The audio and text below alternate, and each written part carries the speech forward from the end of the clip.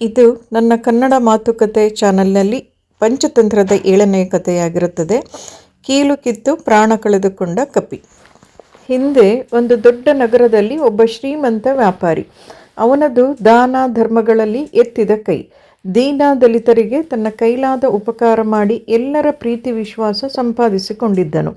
ಉದಾರಿಯೂ ದೈವಭಕ್ತನೂ ಆಗಿದ್ದ ಅವನಿಗೆ ಈಶ್ವರ ದೇವಸ್ಥಾನವೊಂದನ್ನು ಕಟ್ಟಿಸಬೇಕು ಎಂಬುದು ಬಹುದೊಡ್ಡ ಆಸೆ. ನಗರದ ಹೊರವಲಯಗಳಲ್ಲಿ ಒಂದು ದೇವಾಲಯ ಕಟ್ಟಿಸಬೇಕೆಂದು ನಿರ್ಧರಿಸಿದ ಅವನು ಬೇರೆ ಬೇರೆ ಪ್ರಸಿದ್ಧ ಹಳ್ಳಿ ಪಟ್ಟಣಗಳಿಂದ ಶಿಲ್ಪಿಗಳನ್ನು ಕೆಲಸಗಾರರನ್ನು ಕರೆಸಿಕೊಂಡು ದೇವಸ್ಥಾನ ನಿರ್ಮಾಣ ಕಾರ್ಯವನ್ನು ಪ್ರಾರಂಭಿಸಿದನು. ಮಾವಿನ ತೋಪಿನ ವಿಶಾಲವಾದ ಬಯಲಿನಲ್ಲಿ ದೇವಾಲಯ ನಿರ್ಮಾಣದ ಕಾರ್ಯವು ಭರದಿಂದ ನಡೆಯುತ್ತಿತ್ತು. ಗರ್ಭಗುಡಿ ನಿರ್ಮಾಣ ಕೆಲಸವೂ ಮುಗಿಯುತ್ತಾ ಬಂದಿತ್ತು. ದೇವಸ್ಥಾನದ ಭವ್ಯ ಕಟ್ಟಡದ ಮೇಲ್ಛಾವಣಿಯ ನಿರ್ಮಾಣಕ್ಕೆ ಬಡಗಿಗಳು ಮರದ ದಿಮ್ಮಿಗಳನ್ನು ಗರಗಸದಿಂದ ಕೊಯ್ದು ಒಂದು ಕಡೆ ದೊಡ್ಡ ರಾಶಿಯಾಗಿ ಪೇರಿಸಿದ್ದರು. ಕೆಲಸಗಾರರು ಮಧ್ಯಾಹ್ನದ ಊಟಕ್ಕೆ ಹೋದಾಗ ಆ ಮಾವಿನ ತೋಪಿನಲ್ಲಿ 100 ಕೋತಿಗಳು ಪ್ರವೇಶಿಸಿ ದಾಳಿ ಮಾಡಿ ದಾಂಧಲೆ ಎಬ್ಬಿಸಲು ಪ್ರಾರಂಭಿಸುತ್ತಿದ್ದವು. ಪ್ರತಿದಿನವೂ ಕೋತಿಗಳ ಸೈನ್ಯ ದಾಂಧಲೆ ಮಾಡುತ್ತಾ ಬಡಗಿಗಳಿಗೆ ವಿಪರೀತ ತೊಂದರೆ ಕೊಡುತ್ತಿದ್ದವು.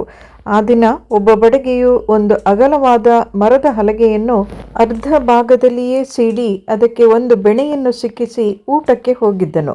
ಕೋತಿಗಳ ಗುಂಪಿನಲ್ಲಿದ್ದ ಚೇಷ್ಟೆಯ ಕೋತಿಯೊಂದು ಅರ್ಧ ಸೀಳಿ ಬೆಣೆಯನ್ನು ಸಿಕ್ಕಿಸಿದ ಮರದ ಹಲಗೆಯ ಮೇಲೆ ಕುಳಿತು ಬೆಣೆಯನ್ನು ಕೀಳಲು ಪ್ರಾರಂಭಿಸಿತು. ತನ್ನೆರಡು ಕೈಗಳಲ್ಲಿದ್ದ ಶಕ್ತಿಯನ್ನೆಲ್ಲ ಉಪಯೋಗಿಸಿ ಬೆಣೆಯನ್ನು ಕಿತ್ತು ಹಾಕುವ ಸಾಹಸಕ್ಕೆ ಕೈ ಹಾಕಿತ್ತು ಆ ಕೋತಿ. ಬೇರೆ ಕೋತಿಗಳು ಹಾಗೆ ಮಾಡುವುದು ಪ್ರಾಣಾಪಾಯವನ್ನು ಆಹ್ವಾನಿಸಿದಂತೆಯೇ ಸರಿ ಎಂದು ಆ ಚೇಷ್ಟೆಯ ಕಪಿಗೆ ಎಷ್ಟು ಹೇಳಿದರೂ ಅದು ಅವರ ಮಾತನ್ನು ಕೇಳಲೇ ಇಲ್ಲ. ಅದು ತನ್ನ ಕೆಲಸ ಮುಂದುವರಿಸುತ್ತಲೇ ಹೋಯಿತು.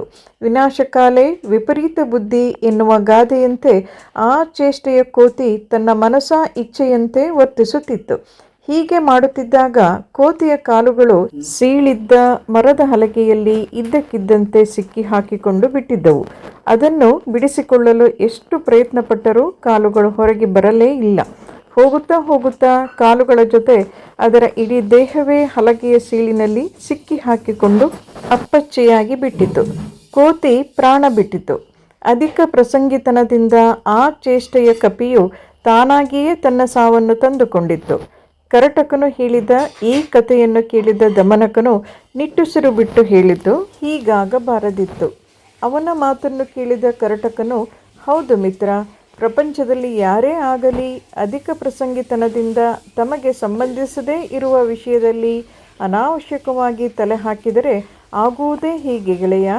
ಕೋತಿಯ ಗತಿ ನಮಗೂ ಆಗುವುದು. ಆದ್ದರಿಂದ ನೀನು ಹೇಳಿದಂತೆ ಪಿಂಗಳಕ್ಕನನ್ನು ಈಗ ಮಾತನಾಡಿಸಬಾರದು, ಅವನಿಗೆ ಬುದ್ಧಿ ಹೇಳಬಾರದು. ಅದರಿಂದ ನಮಗೆ ಕೆಡುಕುಂಟಾಗಬಹುದು ಮಿತ್ರ. ಹೌದು, ನೀನು ಹೇಳುವುದನ್ನು ನಾನೂ ಒಪ್ಪುತ್ತೇನೆ ಮಿತ್ರ ಎಂದು ದಮನಕನು ಹೇಳಿದನು. ಈ ಕಥೆಯಲ್ಲಿ ಬರುವ ಕರಟಕ, ದಮನಕ ಮತ್ತು ಪಿಂಗಳಕರು ಯಾರು ಎಂಬುದನ್ನು ಮುಂದಿನ ಕಥೆಯಲ್ಲಿ ಹೇಳುತ್ತೇನೆ. ನನ್ನ ಚಾನಲ್ಗೆ ಸಬ್ಸ್ಕ್ರೈಬ್ ಆಗಿ. ಧನ್ಯವಾದಗಳು.